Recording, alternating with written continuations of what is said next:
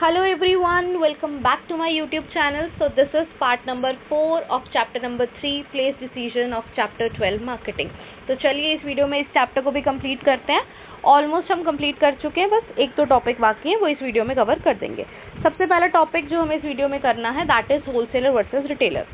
Wholesaler और retailer में difference क्या होता है. दोनों ही मिडिल मैन है. पार्ट 2 में हमने होलसेलर किया था, पार्ट 3 में हमने रिटेलर किया था, बट दोनों अलग अलग तरीके के मिडिल मैन हैं. तो वही डिफरेंस हमें सीखना है. सबसे पहला है बेसिस होलसेलर एंड रिटेलर. पहला बेसिस है रोल, कि काम क्या करोगे. सबसे पहले तो आप मिडिल मैन हो, इधर भी आप मिडिल मैन हो. मिडिल मैन जो मैन्युफैक्चरर और रिटेलर को कनेक्ट करे that is called wholesaler. Retailer कौन है? जो होलसेलर को कस्टमर के साथ कनेक्ट करे दैट इज कॉल्ड रिटेलर. उसके बाद आता है प्राइसेस. होलसेलर थोड़े से कम प्राइस पे बेचता है क्योंकि ये क्वांटिटी क्या बेचता है, ज़्यादा में बेचता है. और जो हमारा रिटेलर होता है वो हायर प्राइस में बेचता है और स्मॉलर क्वांटिटी में क्या करता है, सेल करता है. उसके बाद अगर आपको होलसेलर बनना है तो आपको ह्यूज अमाउंट ऑफ मनी चाहिए, बहुत बड़ा कैपिटल लगता है. और अगर आपको रिटेलर बनना है तो लेस इनिशियल कैपिटल से काम चल जाता है. उसके बाद वैरायटी, इनके पास बहुत लिमिटेड क्वांटिटी ऑफ प्रोडक्ट्स होते हैं, ये उसी चीज़ को ज़्यादा बेचते हैं. इनके पास बहुत वाइड वैरायटी ऑफ गुड्स होते हैं, ये कम चीज़ों को, ये ज़्यादा चीज़ों को कम कम क्वांटिटी में लेते हैं और उनको बेचते हैं. उसके बाद आता है कंपटीशन फेस. इनके पास लोअर कंपटीशन है. Wholesalers are very limited but retailer they are very much, तो इनको फेस करना पड़ता है हायर लेवल ऑफ कंपटीशन. उसके बाद है appearance of outlet. Appearance of outlet does not matter. यहाँ पर आपकी दुकान कैसी दिखती है कोई फ़र्क नहीं पड़ता, लेकिन यहाँ पर कस्टमर आ रहा है, आपको कस्टमर को अट्रैक्ट करना पड़ेगा, तो आपकी अपीयरेंस बहुत ज़्यादा मैटर करती है. उसके बाद आता है एडवर्टीजमेंट. इनको कुछ भी एडवर्टीजमेंट करने की ज़रूरत नहीं होती, इनको एडवर्टीजमेंट करनी पड़ती है ताकि ये कस्टमर को अट्रैक्ट कर पाएँ. ठीक है, वेरी इजी हो जाएगा. क्या क्या पढ़ा हमने? सबसे पहले हमने पढ़ा दोनों ही मिडिल मैन है. होलसेलर मिडिल मैन है मैन्युफैक्चरर और रिटेलर के बीच में, और ये होलसेलर और कस्टमर के बीच में. ये कम प्राइस पे बेचता है, ये ज़्यादा प्राइस पे बेचता है. ये ज़्यादा क्वांटिटी बेचता है, ये कम क्वांटिटी बेचता है. इसको ज़्यादा पैसे चाहिए बिजनेस करने के लिए, इसको कम पैसे चाहिए. उसके बाद इसके बाद लिमिटेड वैरायटी होती है, इसके बाद बहुत सारी वैरायटी होती है. यहाँ पे कोई कंपटीशन नहीं होता, यहाँ बहुत ज़्यादा कंपटीशन होता है. अपीयरेंस ऑफ आउटलेट यहाँ पर मैटर ही नहीं करता, यहाँ पे बहुत मैटर करता है क्योंकि यहाँ पे कस्टमर को अट्रैक्ट करना है. एडवर्टीजमेंट करने की होलसेलर को कोई ज़रूरत नहीं है, रिटेलर को एडवर्टीजमेंट करनी पड़ती है ताकि वो कस्टमर को अट्रैक्ट कर पाए. First topic done for this video. Second है हमारा factors affecting the selection of channel of distribution. अब कौन सा चैनल सेलेक्ट करें? होलसेलर लें, रिटेलर लें, डिस्ट्रीब्यूटर लें, 4 लेवल लें, 1 लेवल लें, 2 लेवल लें, कौन सा वाला चैनल ऑफ डिस्ट्रीब्यूशन हम सेलेक्ट करें? सारे डिसीजन के लिए हमें कुछ फैक्टर्स को ध्यान देना होता है, कुछ चीज़ें देखनी पड़ती हैं. तो पहली चीज़ जो हमें देखनी है वो क्या है? Product consideration. Price of the product देखना पड़ेगा. कम प्राइस का है तो लंबी चैन चल जाएगी, लेकिन ज़्यादा प्राइस का तो आप जितनी छोटी चैन रखो मिडिल मैन की उतनी अच्छी है, क्योंकि सब क्या करेंगे, अपना अपना प्रॉफिट ऐड करेंगे तो वो और महंगा हो जाएगा. तो कम प्राइस वाला थोड़ा महंगा हो जाएगा, चल जाएगा, लेकिन हायर प्राइस वाले में हम कोशिश क्या करते हैं कि हम छोटी चैन रखें मिडिल मैन की. उसके बाद है पेरिशेबिलिटी. पेरिशेबिलिटी होता है कि भाई जो जल्दी ख़राब हो जाए चीज़ें. अगर आपकी पेरिशेबल गुड्स हैं तो आपको छोटी चैन रखनी पड़ेगी. मान लो फ्रूट्स हैं, अगर फ्रूट्स आ रहे हैं 15-20 लोगों से घूम घूम के आप तक पहुँचते हैं, तो क्या वो अच्छे बचेंगे, फ्रेश बचेंगे जब तक आप तक आएंगे? नहीं. तो पेरिशेबल गुड्स में आपको छोटी चैन रखनी है. Same in case of article of seasonal nature. मान लो कोई सीजनल फ्रूट है या कोई सीजनल चीज़ है. अम्ब्रेला, अगर अम्ब्रेला लॉन्ग चेन से आ रही है, 1 महीना लग रहा है उसे आप तक पहुंचने में, तब तक बारिश ही चली गई, तो कोई फ़ायदा नहीं है. तो आपको उन गुड्स को जहाँ पर पेरिशेबल नेचर हो या फिर सीजनल नेचर हो, वहाँ पर क्या रखना है, चेन को छोटा रखना है. उसके बाद है फैशन बहुत जल्दी बदलता है, उसमें भी आपको शॉर्टर चेन रखनी पड़ेगी. ड्यूरेबल है, नॉन फैशनेबल आर्टिकल है, sold through agents and merchant. यहाँ पे धीरे धीरे काम चलाओ, कोई दिक्कत नहीं है. लेकिन जहाँ पर आपको पेरिशेबल गुड्स हैं, फैशन बहुत जल्दी बदलता है, सीजनल नेचर की गुड्स है, वहाँ पर आपको फास्ट करना होता है काम, तो आप शॉर्टर चेन रखना प्रेफर करते हो. उसके बाद आता है साइज़ एंड वेट. अगर आपके प्रोडक्ट्स हैं हैवी इंडस्ट्रियल गुड्स, तो आपको यहाँ पर इंडिविजुअल कस्टमर को खुद डिस्ट्रीब्यूट करने चाहिए, क्योंकि एक्सपेंसिव हो या बहुत बड़े हों तो आप खुद ही उनकी डिलीवरी करनी चाहिए, बीच में मिडिल मैन नहीं होने चाहिए. ठीक है. उसके बाद है टेक्निकल नेचर. कुछ गुड्स का नेचर क्या होता है, टेक्निकल होता है। Prior to their selling, the consumer is required to be given proper instructions with regard to its consumption. उन गुड्स को कैसे कंज्यूम करना है वो कस्टमर को सिखाना पड़ता है। जैसे कोई सॉफ्टवेयर बेचता है तो आपको सॉफ्टवेयर बेचने के टाइम पर, बेचने से पहले कस्टमर को उस सॉफ्टवेयर को सिखाना पड़ता है। That is called technical nature. तो आपको वहाँ पर भी चेन अपनी देखनी पड़ेगी। उसके बाद क्या है, एज ऑफ प्रोडक्ट। आपके प्रोडक्ट की एज क्या है। A new product needs greater promotional efforts and few middlemen may likely to handle it. जो नया प्रोडक्ट होता है उसमें बहुत मेहनत लगती है बेचने के लिए, क्योंकि कोई जानता नहीं है, कोई पहचानता नहीं है उस प्रोडक्ट को, तो बहुत ही कम मिडलमैन रेडी होते हैं उसको बेचने के लिए। As a product gain acceptance in the market, more middleman may be employed for its distribution. जैसे ही मार्केट में एक बार नाम बन जाए, प्रोडक्ट बिकने लग गया है, तो और मिडलमैन की ज़रूरत पड़ती है, तब हम उनको हायर कर लेते हैं। Channels used for competitive products may also influence the choice of the distribution channel.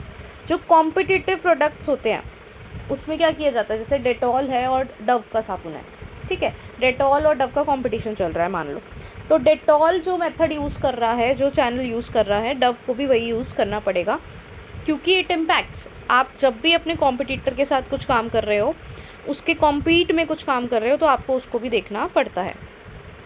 ठीक है, पहली चीज़ समझ आई हमें। क्या चीज़ समझ आई, प्रोडक्ट का कंसिडरेशन, मतलब प्रोडक्ट के बारे में कुछ चीज़ें हैं जिसकी वजह से हमारा चैनल ऑफ डिस्ट्रीब्यूशन डिसाइड होता है। जैसे कि हो गया price of the product, product का प्राइस कैसा है, perishability, size and weight, technical nature, age of the product. उसके बाद आ रहा है मार्केट कंसिडरेशन। मार्केट में क्या क्या देखना है, आपकी मार्केट कैसी है। आपकी मार्केट है number and location of buyer. आपके बहुत सारे बायर्स हैं, क्या हैं, बहुत सारे पोटेंशियल कस्टमर्स हैं, तो मार्केट आपकी geographically located in a limited area, direct selling easy हो जाती है। जब आपको पता है आपके बायर्स बहुत सारे हैं लेकिन आप लिमिटेड एरिया में ही हो, तो आपको डायरेक्टली बेचना चाहिए उस चीज़ को। अगर आपके बहुत सारे कस्टमर हैं, बहुत वाइड शेटेड मार्केट है, तो आपको होलसेलर और रिटेलर यूज़ करने पड़ेंगे। समझ आया क्या कहा मैंने। जब आपके बहुत लिमिटेड एरिया में आपको कोई प्रोडक्ट बेचना है तो आप खुद जाके बेचो, डायरेक्ट सेलिंग कराओ। लेकिन पूरे इंडिया में कोई चीज़ बेचनी है आपको, तो आपको होलसेलर और रिटेलर की हेल्प लेनी पड़ेगी। तो it depends on the market as well and number of customers and location of the buyer. उसके बाद हमारा फर्स्ट पॉइंट शायद मिस हो गया।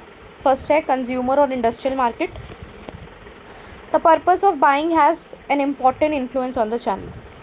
प्रोडक्ट खरीदा क्यों जा रहा है उससे बहुत फ़र्क पड़ता है। अगर प्रोडक्ट खरीदा जा रहा है कमर्शियल यूज़ के लिए, सोल्ड डायरेक्टली और थ्रू द एजेंट्स, यहाँ क्या किया जाता है, अगर प्रोडक्ट खरीदा जा रहा है कंज्यूमर को बेचने के लिए, जो उसको कंज्यूम करेगा, तो अलग चीज़ यूज़ हो सकती है, होलसेलर रिटेलर यूज़ हो सकते हैं।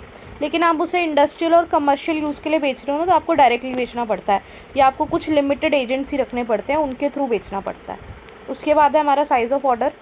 अगर आपका बल्क ऑर्डर है, प्रोड्यूसर इटसेल्फ सप्लाइज, प्रोड्यूसर खुद बेच देगा। छोटे छोटे ऑर्डर्स आ रहे हैं आपको, तो आप होलसेलर की हेल्प लो, होलसेलर बेचेगा। Size effect the selection of channel of distribution. अगर प्रोड्यूसर को खुद ही बल्क ऑर्डर्स आ रहे हैं तो वो डायरेक्टली भेज देगा, लेकिन अगर उसको छोटे छोटे ऑर्डर्स आ रहे हैं तो वो ये मत्था पच्ची में नहीं घुसेगा कि भाई इतने छोटे छोटे ऑर्डर के लिए मैं लगा हुआ हूँ, तो मैं प्रोडक्शन करूँ या मैं ऑर्डर भेजूँ। तो इस केस में होलसेलर आते हैं कि भाई स्मॉल क्वांटिटी में चाहिए तो होलसेलर से जाके लो, हम तो बिल्कुल ही बल्क क्वांटिटी बेचते हैं। उसके बाद है कस्टमर की बाइंग हैबिट्स। अगर कस्टमर बार बार खरीदने के लिए तैयार है तो बहुत बढ़िया, आपको ज़्यादा मेहनत नहीं करनी पड़ती। ठीक है, the amount of time and efforts which customer are willing to spend in shopping. Customer आपके प्रोडक्ट को खरीदने में कितना टाइम लगाने के लिए तैयार है।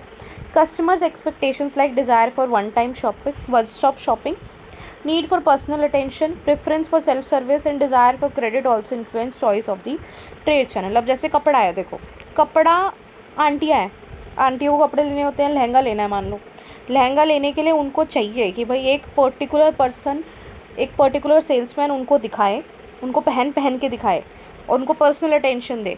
तो उस टाइप पे आपको क्या करना पड़ेगा कि भाई वहाँ पर आपको सेल्समैन ही यूज़ करने पड़ेंगे बेचने के लिए। तो ऐसे ही कस्टमर को जो चीज़ चाहिए, कस्टमर की जो डिज़ायर्स हैं, कस्टमर की जो एक्सपेक्टेशन है, उसके हिसाब से भी चैनल ऑफ डिस्ट्रीब्यूशन पे फ़र्क पड़ता है। उसके बाद नेक्स्ट है हमारा कंपनी की कंसिडरेशन। Market standing. आपकी कंपनी बहुत ही लाजवाब है, बहुत ही बेटर पोजीशन में है, तो आप मिडल मैन को एक बार के लिए हटा सकते हो।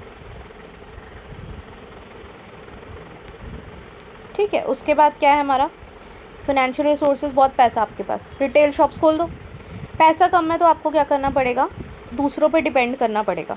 जब पैसा बहुत है तो अपनी ही दुकानें खोल लो। अब जैसे विजय सेल वाला, उसने तो अपनी दुकानें खोल ली कि भाई मैं अपने आप बेचूंगा।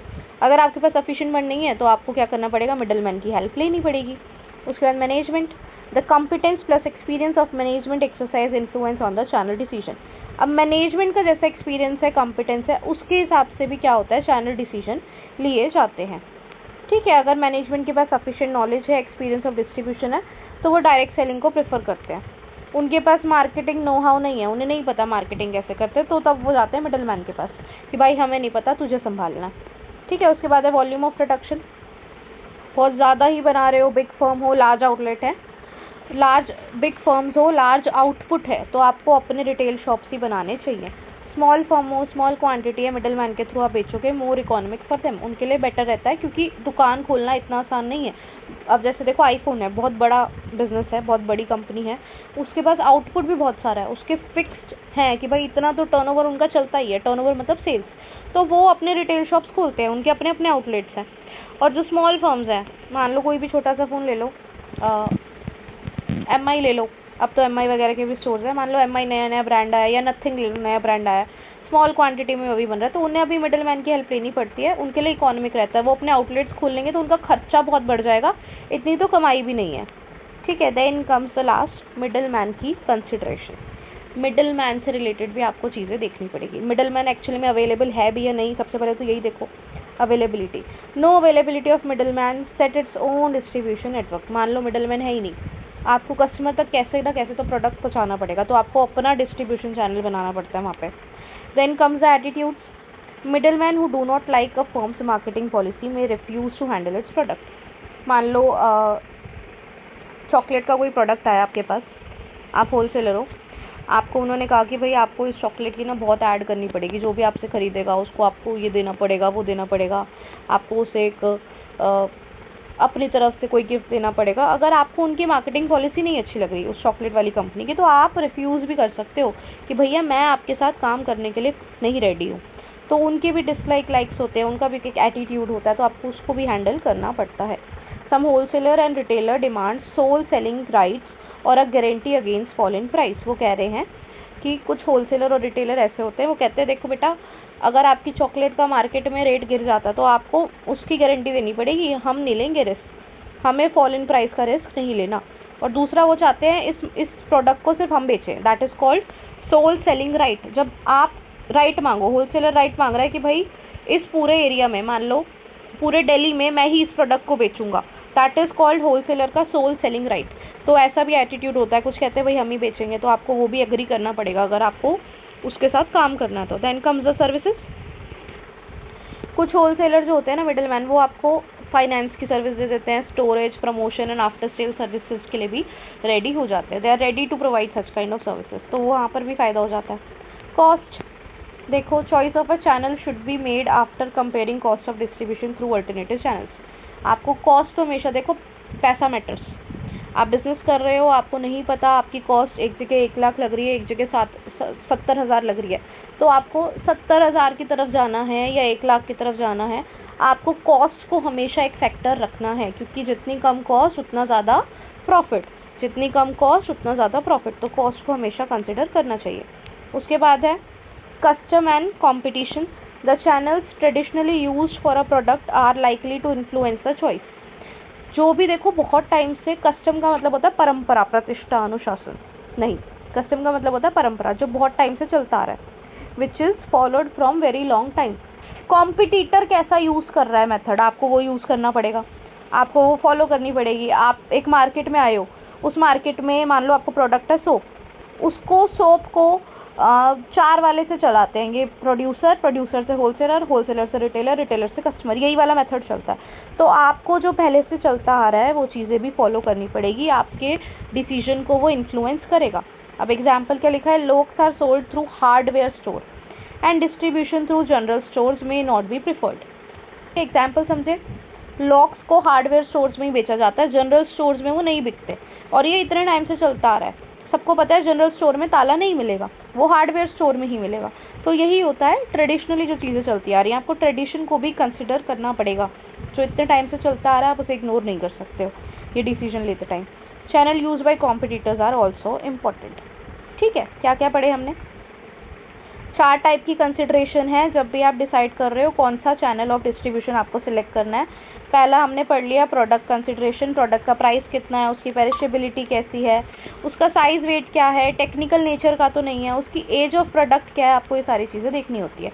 उसके बाद हमने पढ़ा था मार्केट कंसिडरेशन, आपकी मार्केट कैसी है, आपके बायर कितने हैं, आपकी इंडस्ट्रियल मार्केट है या कंज्यूमर मार्केट है, ऑर्डर का साइज़ कैसा है, बड़ा साइज़ है या छोटे साइज़ में बिकते हैं, कस्टमर की हैबिट कैसी है, उसको कैसी डिज़ायर्स है, उसकी क्या एक्सपेक्टेशन है, आपको मार्केट में ये सब कंसिडर करना पड़ेगा।